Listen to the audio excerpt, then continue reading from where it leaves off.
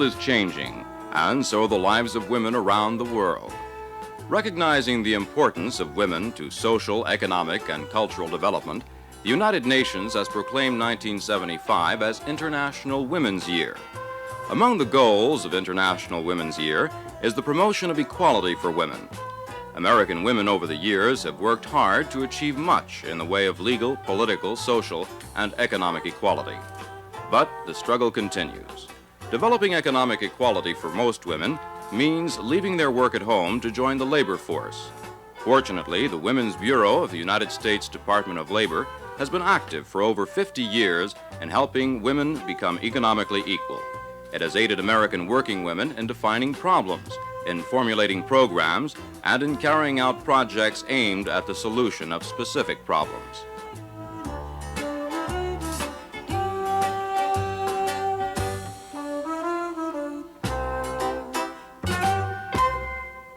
Here to discuss the subject, American women and social change, and to highlight gains made by the working woman, are two authorities in the field.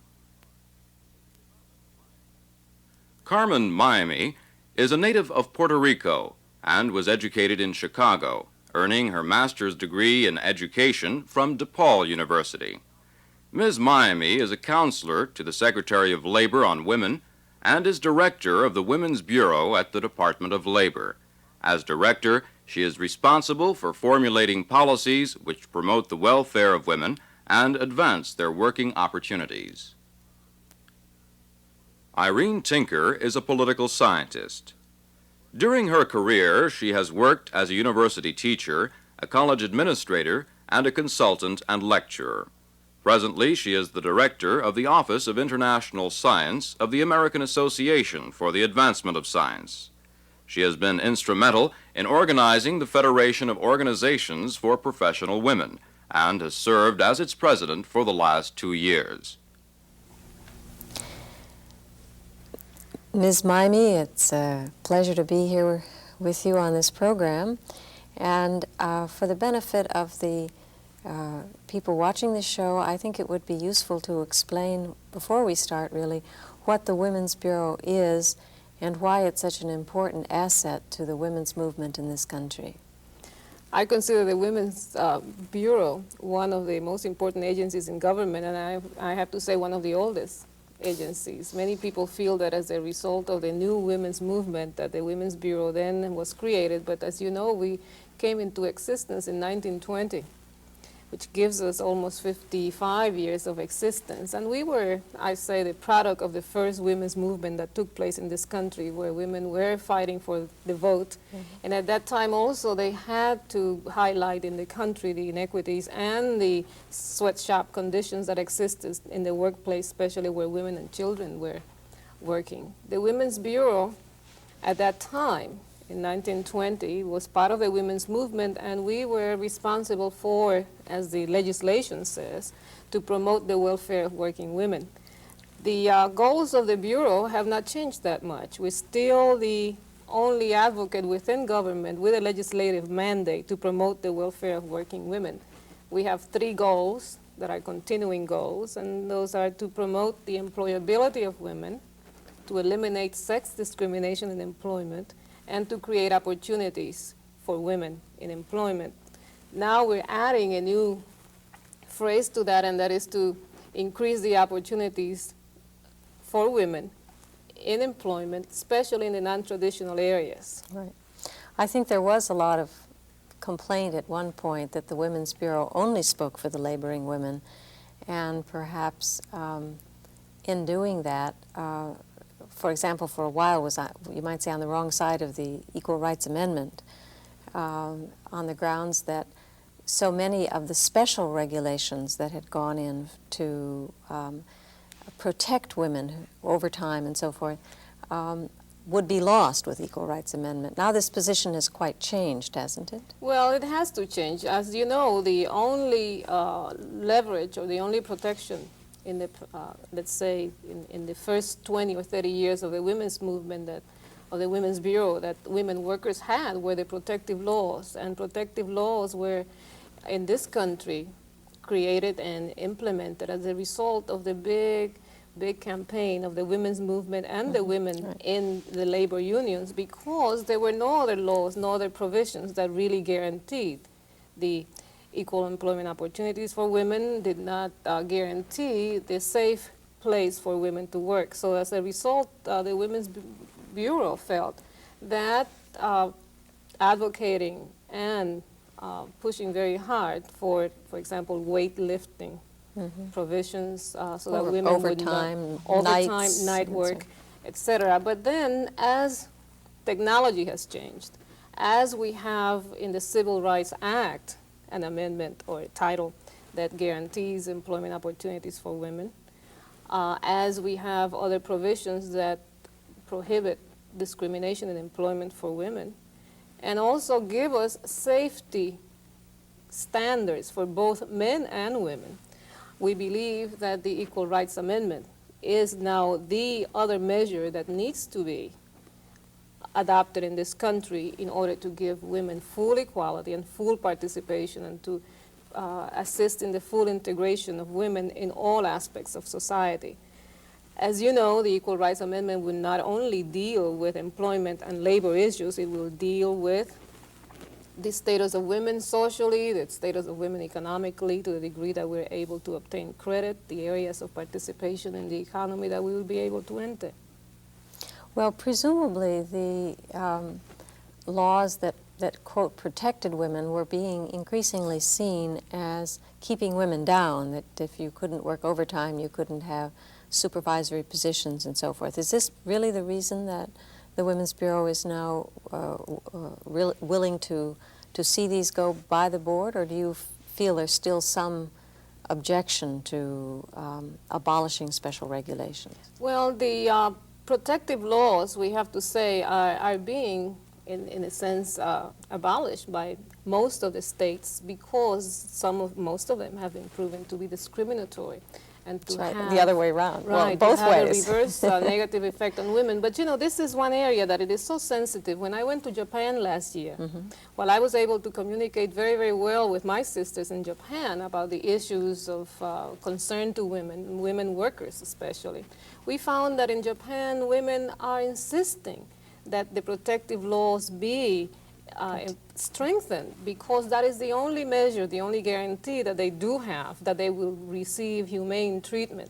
While they could not understand why I was saying that we would support an amendment to our Constitution that would deny women the rights that they are fighting so hard to receive. And at that point, then I think it is our ability to deal with the rights of humans and the rights of persons, not in one specific area, but to deal with a universal protection of the rights of persons. And we have in the Equal Employment Opportunity Commission, and we have in the Civil Rights Act, we have in the Equal Pay Law, we have in the occupational safety standards that have been developed, enough support that all persons receive and protection to be able to, at this point, say that those laws that we have on the books that are archaic, that would limit anyone in the labor force, can be thrown out. Well, I know there was a lot of kidding going around our office. When we moved into a new area, they no longer had the special room where women can lie down, and they said it was because in order to build it, they had to put one in the men's, off the men's room now, so that in fact it can't be equal. And I gather that this is the kind of thing that California is now abolishing, the differences, I mean the special opportunities for women because they couldn't do it for men as well. Is that? Well, I think that each state is handling it in a different way according to, I guess, the lobbying capabilities and the how strongly industry and unions and employees feel about it. But I think that generally in this country, the position that we have adopted, especially in the Women's Bureau, is that a law that it is an acceptable and an equitable law needs to be extended to protect men. Right on. I think that we're not really talking about having one elite class that, again, is thought of as needed all the protection and handling with care. I think that all persons really require our respect, and they're entitled to dignity. Well, that sounds very good. I was interested in the debate in the United Nations Status of Women's Commission on this point. The question especially came up with regard to the costs of special treatment and the fact that this tended in many of the developing countries to keep women out of the jobs because of the cost of protection. I think they were especially talking about maternity leave. What is the position now of the Women's Bureau on that? Of course, the Women's Bureau has been all along an advocate for the treatment of pregnancy and pregnancy-related disability as temporary disabilities, which mean that insurance companies and pension plans and all the whole economic system that relates around fringe benefits need to be readjusted to allow for the, I would say, normal handling of a temporary disability, which pregnancy is. And so it is, again, is not special, but just as a man would have a special. Right, the broken leg, right. You know, either a man or a woman would have certain appendicitis, certain provisions to handle that temporary disability. But also, it's not optional. It's not a debatable item because the Equal Employment Opportunity Commission has declared for the industry that it does cover that pregnancy will be treated as a temporary disability the same way as other pregnancy-related conditions. The Office of Federal Contract Compliance, that, as you know, deals with the prohibition of discrimination against women and minorities, also now has revised its guidelines. And we're in the process of coming up with a permanent or a final draft of that regulation in order to provide the same definition so that it will be a temporary disability. Well, I know this question of special handling amused me very much. My daughter, who is not yet in college, has decided to be a veterinarian, and she was looking into the regulations and for entry into veterinarian school. And as you know, there are very few women, and they require that a woman can, that a veterinarian can lift a bull. I think it's 300 pounds. Of course, no men do this, but they apparently have, until fairly recently, used this as an excuse not to let women into the schools. This whole question of education is another area that the Women's Bureau is very involved in. Is it mostly formal or informal education, or both? We're very concerned with education of women and young men from the very beginning. I think that at the early stages, when little girls are given a doll and a tea set, and the little boy is given a gun, and he's given a toy truck and a big airplane, then we're already channeling people into accepting themselves in specific roles. And the fact that the schools need to be brought up to date on the realities of the workforce, and we need to educate employers and unions, but we also have to educate counselors and educators and mothers too. I think that the career choices that women are making now are in accordance with the broad opportunities and the many options and many doors that have opened. But if we don't begin at the very early stages of education to point out the advantages of being an electrician, a carpenter, a repairer of machinery, a truck driver, the same way that that we do in terms of being a secretary and being a person that works in the kitchen, or a person that is a nurse, I think then that we will wind up with a labor force that makes demands that we cannot meet. Well, as you probably know, many of the groups in the women's movement have been very concerned about textbooks and about storybooks. There are now special story picture books even for the liberated young children that don't have the sex stereotypes in them. I know there was some study not too long ago which counted all of the pictures in the prize-winning textbooks, picture books, and found that all the action people were boys. If they were climbing the tree, it was a boy. If they were falling down, it was a girl. And as you almost implied, many of the people who write these books are women who are still very caught up in stereotyped roles. And this applies all the way up. One of the major activities in this country for International Women's Year is to do a women's history. And it's hoped that all over the country, women will look into their county or city's history to see what role women played. If you looked at the textbooks, you wouldn't know there were any women at all. That's right. And sometimes, you know, we become so conditioned to expect certain behavior from women as different from men that even in government, when decisions are being made about the type of training that women will receive and that men will receive, you always think, well, if we give the hardware to the male, automatically he will be the head winner, the breadwinner in the family, and as long as he's taken care of with the right skills, with the high salaries, then automatically it falls that the family will be taken care of and the little woman will be taken care of. But we forget that in this age and age, it's not very real. it's not very real because we have almost 50% now divorce rate. Yes, and that means that even, well, women who are single, women who are separated with children, we are heads of families, and we work because we need the money, which is very, very unfair then to only have been given the training to make just the barely minimum wage. And these are the kinds of things that we're looking at in the Department of Labor, not only in the Women's Bureau, but I think the total Department of Labor has been sensitized to really begin to look at the realities of what are the needs of women workers in the United States.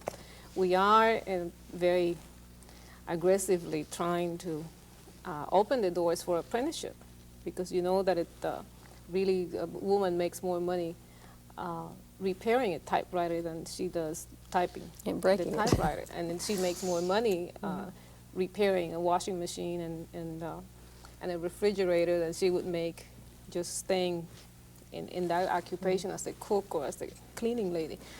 And we are then beginning to open and broaden the options for women. The apprenticeship program will be offering opportunities. We'll be recruiting women to really enter into the trades, to enter into the areas where the money is. As you know, there's still a wage gap in the United States, and for every $5 that a man makes, a woman makes $3. And it is not that people are violating the Equal Pay Act, but it is that women still are being relegated to the jobs that are at the bottom of the economic ladder.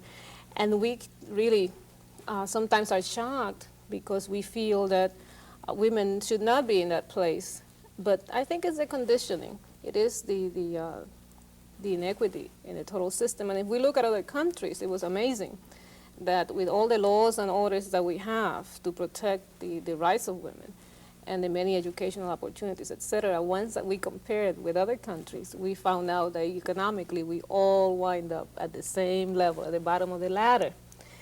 And our concern is that women just begin to look up, to organize, to begin to look and find out what are the areas that have been neglected, the areas that can be corrected.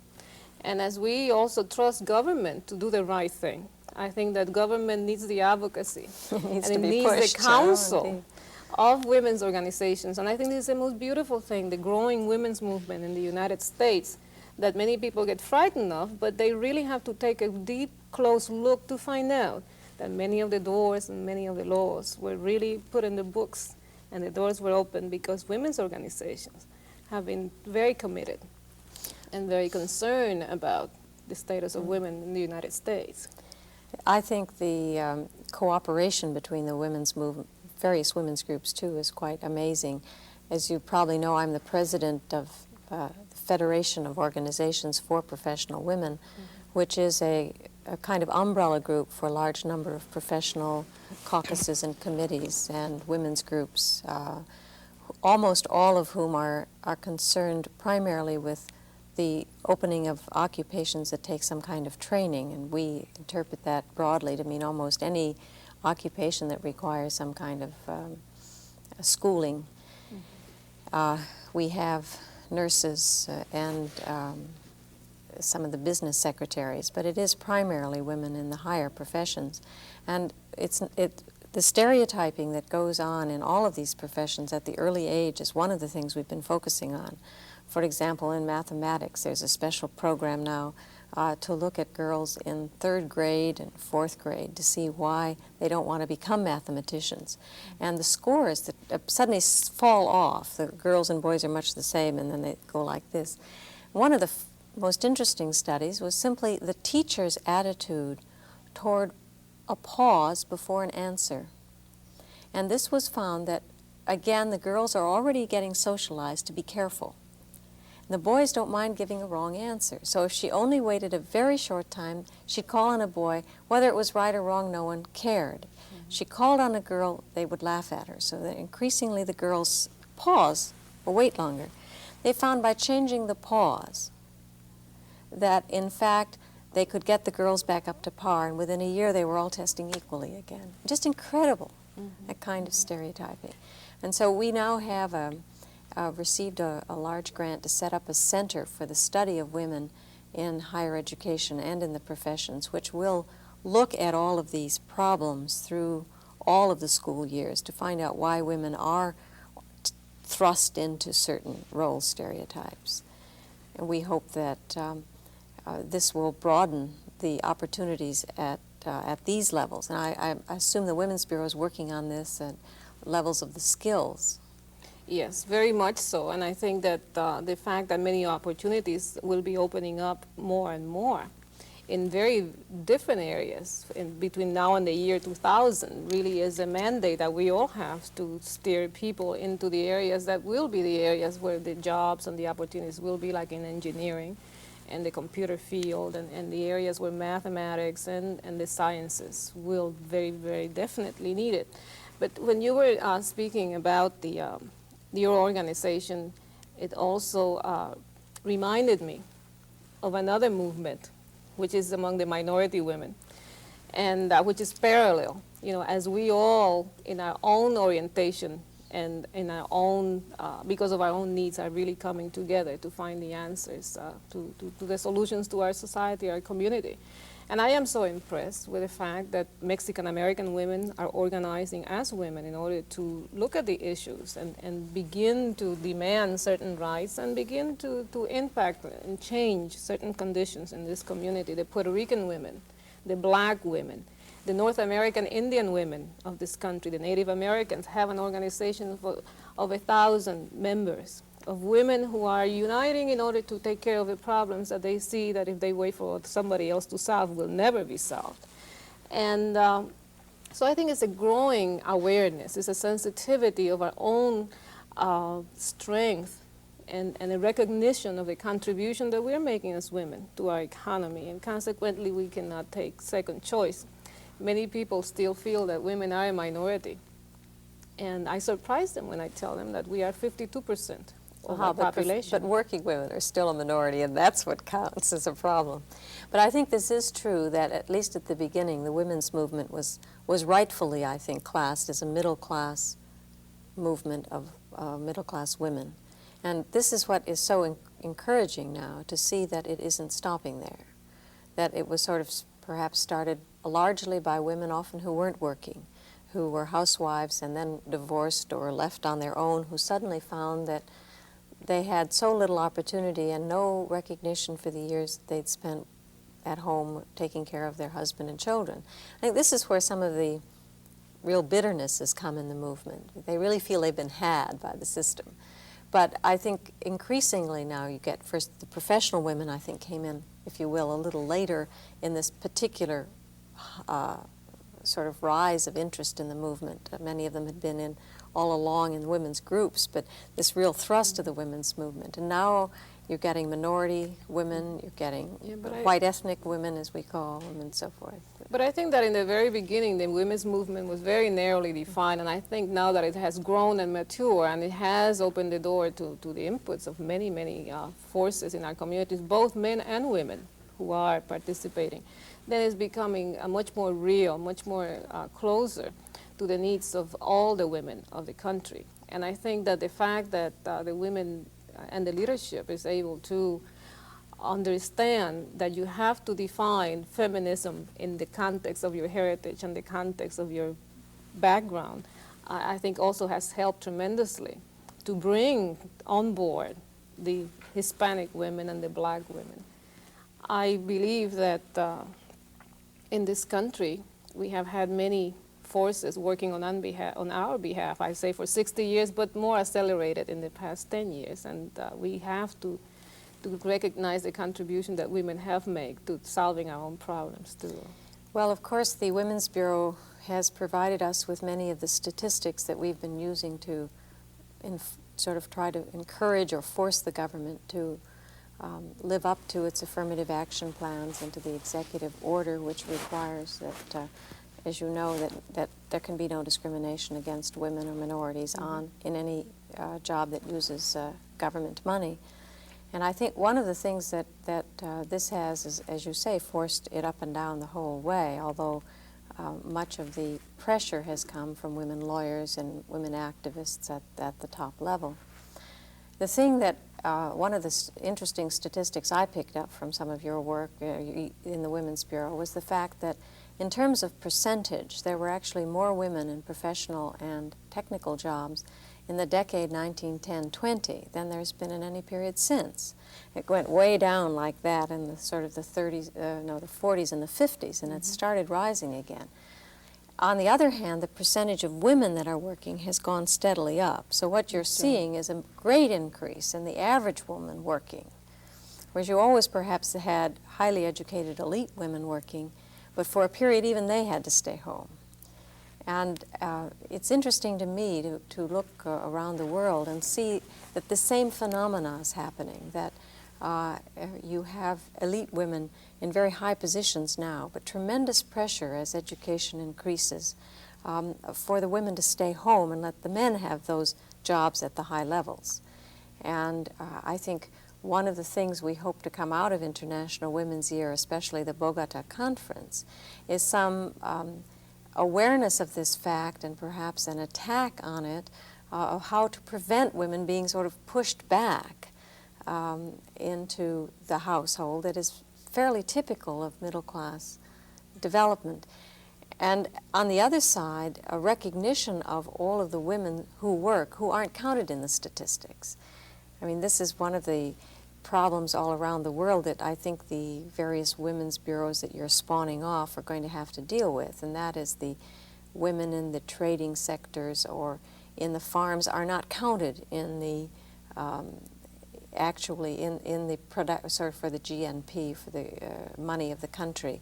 And therefore I think women are not often plugged into the development schemes because they aren't looked at. Well, and also the fact that we have so many irregularities in terms of data collection, and each country counts different people for different things. But I think that, as you indicated, we see the impetus coming from the women themselves in terms of their involvement and their participation. And it is not unusual to see women in jobs that were formerly held by men. And these are, of course, the higher paying jobs, the jobs where decision making and policy making. But what worries me are the jobs being held by men that were formerly held by women at the lower end. And well, that's one of the things I'm worried about. Well, I think that when we talk about non-traditional employment, it has to be a two-way street where both men and women participate. And as you know, it is not detrimental to have men enter into women's well, I was thinking of farming, for example, which is considered in this country to be a man's job, but abroad is very frequently a woman's job. But in any case, I think these kinds of issues, what directions women will go and how to recognize their traditional roles is one of the things we hope will come from the Bogota conference, which is scheduled for the end of June in 1975. And that the whole issues of getting women together, both from the elite and from the bottom, become important. And also very important is having a women's bureau so that one can get the statistics to prove one's point or get the collection. Are you starting any new collections, new kinds of statistics? Well, the data collection in the Women's Bureau continues, and the research and analysis. Of course, we also have legal analysis and research that is done on the different laws in the United States. But our concern for International Women's Year is to really do an outreach program, a real aggressive program, so that we can guarantee that all women in the United States are aware of the laws that, that the country has, that we are aware of the rights that we have, and that we passed the Equal Rights Amendment. we exercise those rights. You know, it's amazing that we sit and we talk about minimum wage and we talk about the rights, but there are women in this country that may not even know that it is against the law to tell her that she cannot participate in the labor force. Well, we certainly hope that these kinds of issues are the ones that will be talked about after this